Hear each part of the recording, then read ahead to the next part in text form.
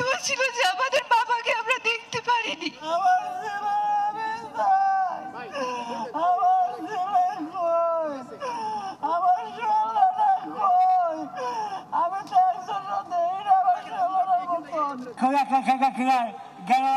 সকল হয় আর তার সাক্ষী গাড়ি করছি আমরা, তাকে যেন খুব করে সাক্ষী দেওয়া হয়। আমার ভাইয়ের কবর চাই, আজও জানি না আমার ভাইয়ের কবর কোনটা। আমার ভাই ব্যারিস্টার ওয়ারিস। গণতদন্ত কমিশনের মধ্য দিয়ে গণ অভ্যুত্থানের স্পিরিটকে বাস্তবায়ন করবার জন্য আমরা এখন পর্যন্ত দেখি নাই অন্তর্বর্তীকালীন সরকার গত 4.5 মাসে একটা তদন্ত কমিশন করেছে।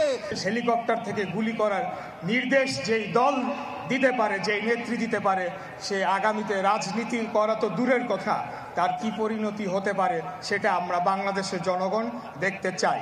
অবৈধভাবে আওয়ামী লীগের নেতারা বর্তমানে ভারতে আছে, তাদেরকে তাড়াতাড়ি বের করে দিলেই ভালো।